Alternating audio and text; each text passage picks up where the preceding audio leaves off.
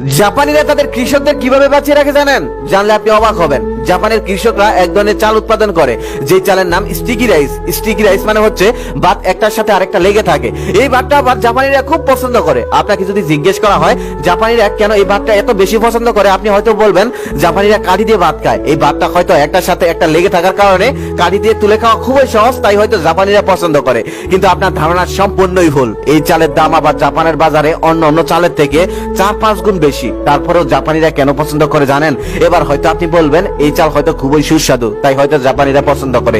কিন্তু আপনার ধারণা এবারও ভুল। এই চাল খেতে মোটেও সুস্বাদু না। এই চালের ভাত একবার আপনি মুখে দিলে আপনি আবার উগরে দিবেন। বিশ্বাস করেন, আমি নিজে খেয়েছি, মোটেও এই চাল সুস্বাদু না। এত বড় বড় দানা, যেখানে আমাদের দেশের চাল ছোট ছোট তারপরে আমরা কেটে খাই, সেখানে জাপানের চাল এত বড় বড়, তারপরেও তারা সেটা মজা করে খায়। কেন জানেন? কারণ এই চালটা তাদের দেশের কৃষক তৈরি করে। একবার এক জাপানিজ ভদ্রলোককে একটা ইন্টারভিউ জিজ্ঞেস করা হয়েছিল, আপনারা এই চালটা এত টাকা দিয়ে কেন খান? আপনারা চাইলেই তো অন্য দেশ থেকে আমদানি করে এর থেকে অনেক কমে চাল কিনে খেতে পারেন, তাহলে কি দরকার নিজের দেশে চাষ করার আর এত টাকা দিয়ে কিনে খাওয়া? তখন সেই ভদ্রলোকটি বলে, হ্যাঁ পারতাম। তখন তাকে আবার জিজ্ঞেস করা হয়, তাহলে কি দরকার নিজের দেশে চাষ করে এত টাকা দিয়ে কিনে খাওয়ার? তখন সেই ভদ্রলোকটি আবার বলে, আমাদের সরকার কৃষকদের কাছ থেকে ইচ্ছা করে বেশি টাকা দিয়ে চাল কেনে, শুধুমাত্র কৃষকদের বাঁচিয়ে রাখার জন্য। লোকটা বলে, বুঝতে পারলাম না। তখন ওই জাপানিজ ভদ্রলোক বলেন, এটা না বোঝার কি আছে? আমরা যদি কৃষকদের সুযোগ সুবিধা না দেই, ভালো টাকা পয়সা না দেই, এক সময় তারা অন্য পেশায় চলে যাবে। লোকটা তখন বলে, অন্য পেশায় চলে গেলেই তো ভালো।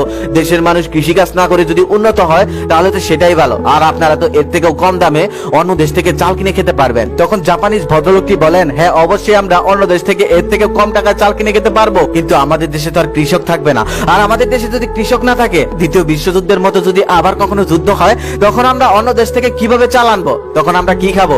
আমরা কি টয়োটা গাড়ি খেয়ে বেঁচে থাকবো? একটা কথা মনে রাখবেন, একটা দেশকে টিকিয়ে রাখতে হলে একটা দেশের প্রত্যেকটা নাগরিককে সমানভাবে কাজ করতে হয়। একটা দেশের প্রত্যেকটা মানুষই সমান। একটা দেশের উঁচু শ্রেণীর মানুষ যদি নিচু শ্রেণীর মানুষকে সম্মান না করে, মূল্য না দেয়, তাহলে সেই দেশটা একটা সময় অচল হয়ে যাবে, ধ্বংস হয়ে যাবে। কত সুন্দর দেশ, কত সুন্দর দেশের মানুষের মানসিকতা, কত সুন্দর দেশের সরকারের মানসিকতা, আর এই জন্যই তারা দিন দিন শুধু উন্নত হচ্ছে। ওই দেশের কৃষকের ঘরেও 2-3টা গাড়ি থাকে, আর আমাদের দেশের কৃষকরা ভাত পায় না।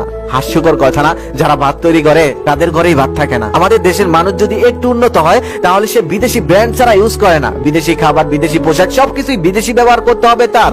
দেশি জিনিসের দিকে ফিরেও তাকায় না, আর এই জন্য দেশি জিনিসগুলো দিন দিন নিচের দিকেই যায়, উন্নতি হতে পারে না। কারণ আপনি আমি তো কিনি না, আপনি আমি পড়ে থাকি বিদেশি ব্র্যান্ডের পিছনে। এখন আপনি বলতে পারেন আমাদের দেশের জিনিসপত্র ভালো না।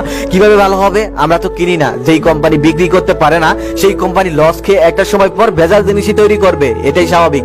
আপনি যদি কিনতেন, আপনি যদি ভালো লাভ দিতে পারতেন, তাহলে তারা কখনোই ভেজাল করতো না, ভালো কিছুই তৈরি করার চেষ্টা করতো। সরকারকে কি দোষ দিবেন? আমাদের দেশের মানুষই তো ভালো না।